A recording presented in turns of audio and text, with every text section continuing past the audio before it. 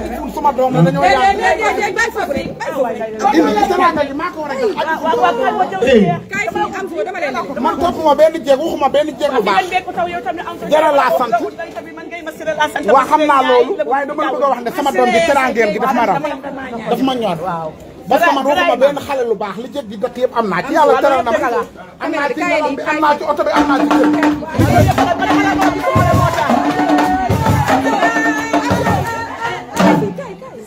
ak dëgg.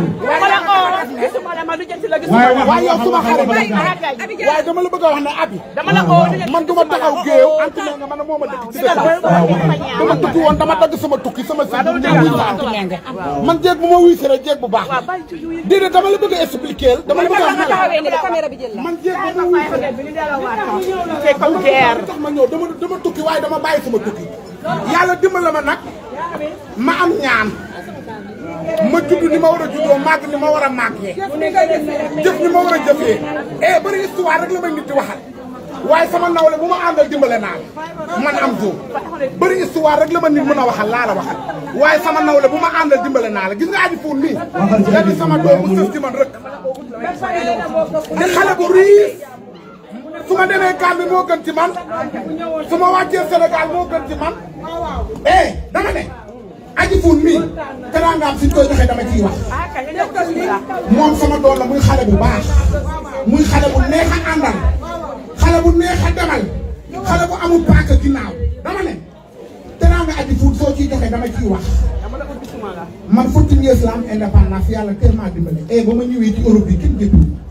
liggéey gi di am yàlla teral na ma ci su may génn ngalam li may sàkkoo maa ko moom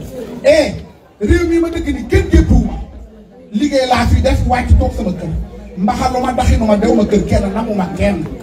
ma dëkk ci kër yu baax yor ci oto yi di ko dawal li ma yor maa ko moom su tukki jotee ma tukki su toog jotee ma toog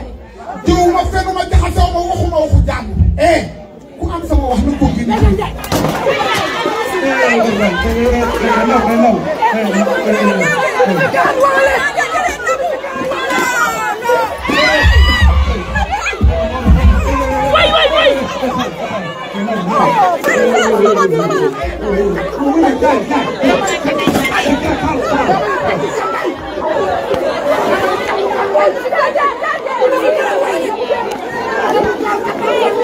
I'm going.